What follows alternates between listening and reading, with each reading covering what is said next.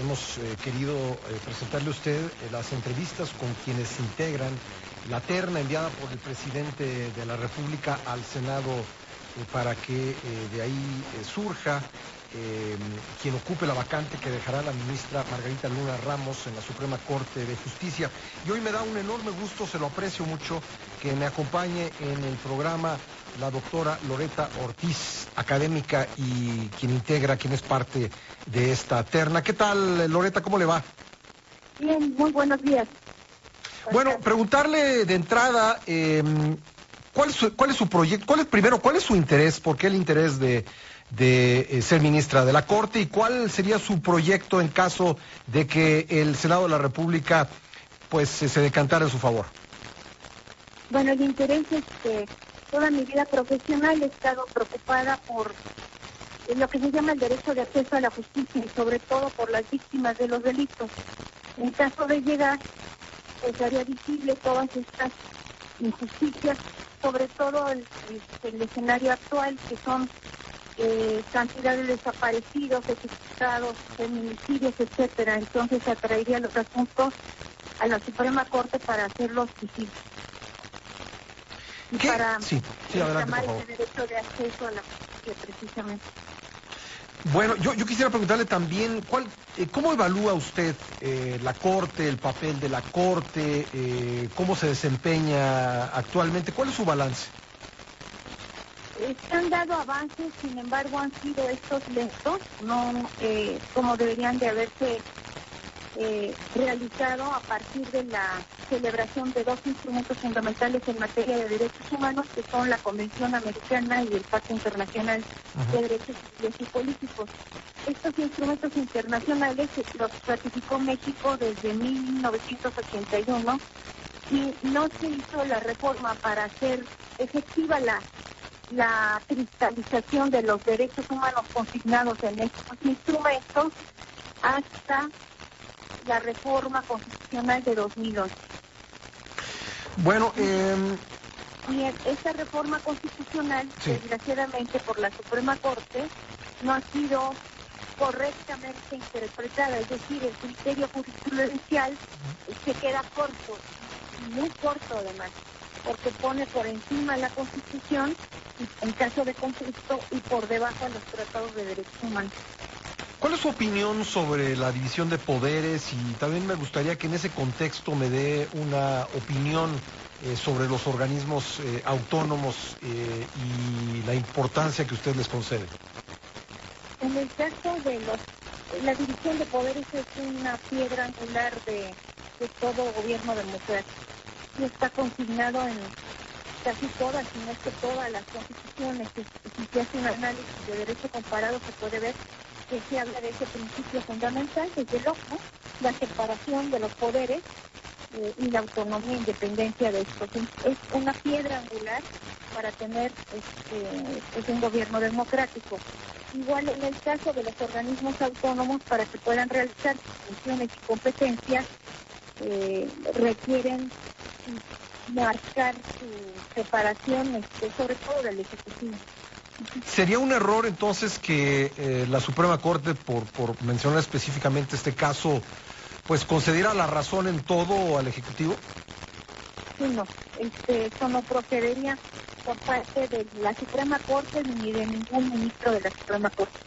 No procedería porque precisamente ese contrapeso que debe de ser y si se ve desde el federalismo, además de donde muchas de nuestras disposiciones de la Constitución, tanto de 57 como la de 17, pues abreviaron un contrapeso muy fuerte a ese poder del Ejecutivo, es el poder judicial, y tiene que ser ese contrapeso, o sea, no puede resolver acorde con todas las ahora sí reclamos o propuestas del Ejecutivo. Por ejemplo, demos su opinión sobre pues la decisión más reciente que ha tomado la Corte de mantener la suspensión en la aplicación de la ley de remuneraciones. Desde su punto de vista, aquí quienes usted pues espera que sean sus compañeros ministros de la Suprema Corte, ¿tuvieron razón en esta decisión? en esta decisión yo preferiría no pronunciarme, porque si llego a ser ministro de la Suprema Corte, sería un asunto que yo tendría que resolver. Bueno, muy bien.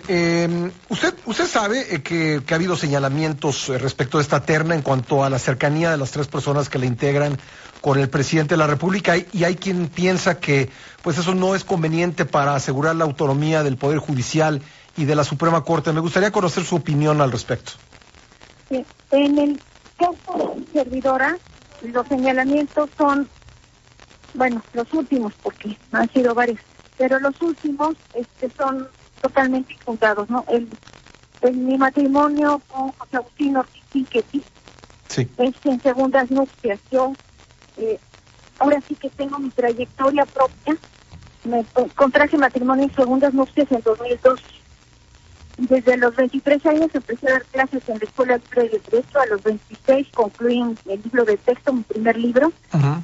Después fui nombrada directora del Departamento de Derecho de 1998 al 2007.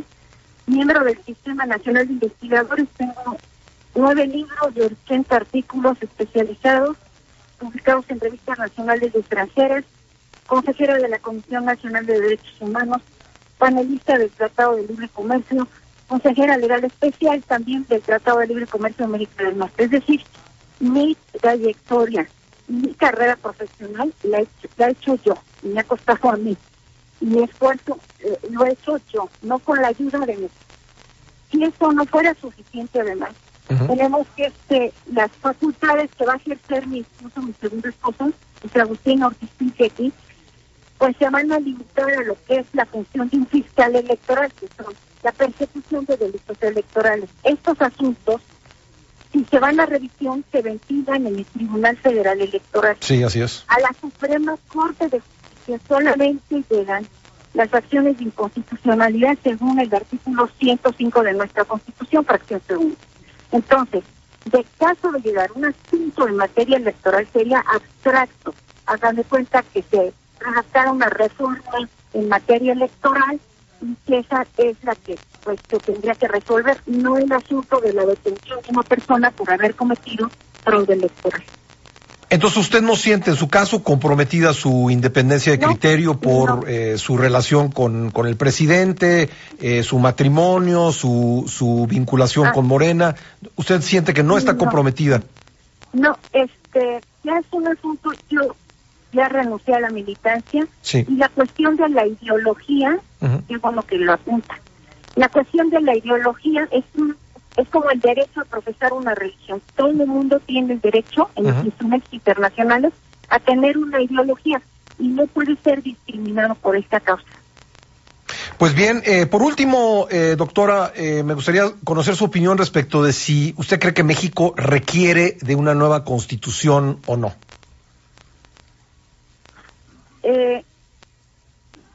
Yo estaría de acuerdo en que requiere una nueva constitución, pero lo requiere en base a un estudio de casi más bien todas las constituciones de Iberoamérica, España, Portugal y todos los países de América Latina. Y en todos los casos se han reformado las constituciones. Las primeras fue la de España, que fue en 1976, y estas reformas, o nuevas constituciones más que reformas, se han llevado a cabo precisamente por dos grandes fenómenos, podríamos apuntalar, que son la cuestión de los derechos humanos, que ahorita tienen una significación importantísima, y el otro es todo lo que es el derecho a la integración, derecho comercial internacional, acuerdos de libre comercio, uniones aduaneras, etcétera. Estos dos fenómenos han ayudado a tener una nueva constitución. Nuestra constitución en esto pues tampoco lo puede explicar, no, se abrevió mucho, o sea, es la misma constitución con sus ajustes en varias partes, sobre todo en lo que es derechos sociales, la del 17 y la del 57. Sí. Y es prácticamente la misma constitución. El artículo que se refiere a la jerarquía de los tratados internacionales viene tomado de la Constitución de Estados Unidos.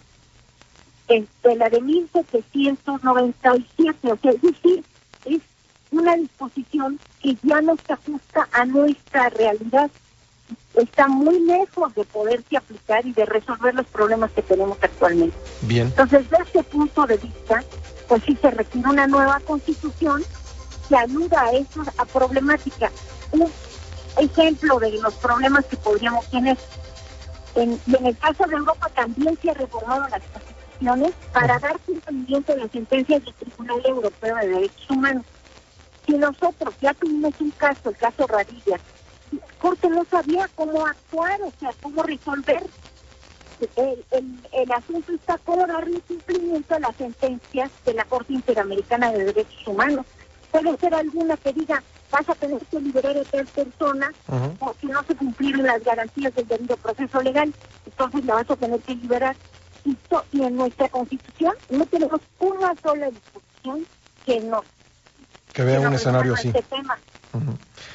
Bueno, ahora sí, por último, si me permite, en caso de ser elegida nueva integrante de la Suprema Corte, ¿cuánto va a ganar usted? Pues yo, en este caso, el conflicto de la ley de remuneraciones, o sea, esta cuestión es un conflicto que surge por dos disposiciones constitucionales que tiene que ver nada menos que con el ámbito temporal de validez de las mismas. Sí. La primera disposición que se estableció es que no se podía reducir el salario de los ministros. Después se lleva a cabo otra reforma a la Constitución y se dice que nadie puede obtener un salario mayor que el del presidente de la República. Correcto. Y en este segundo caso se dice, o sea, es una norma posterior, se dice en un transitorio que se va a aplicar hasta el año del 2011. Es decir, no se puede aplicar retroactivamente, afectar los derechos adquiridos por los anteriores ministros, es decir, por los que se les aplica el régimen el inicial.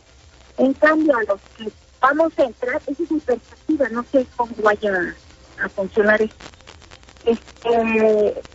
Nos tenemos que ajustar a la nueva ley de remuneraciones porque ya entró en vigor, que declara que no es inconstitucional, va a ser una norma vigente y en vigor y nosotros esperemos que a esta nueva ley. Pues bien, yo le agradezco mucho que haya estado con nosotros esta mañana, doctora. Muchas gracias. La doctora Loreta Ortiz, quien es integrante de la terna que ha enviado el presidente López Obrador para llenar la vacante que quedará en la Suprema Corte. Y así en este espacio, esta semana, hemos entrevistado ya a las tres, a Yasmín Esquivel, a Celia Maya y a Loreta Ortiz.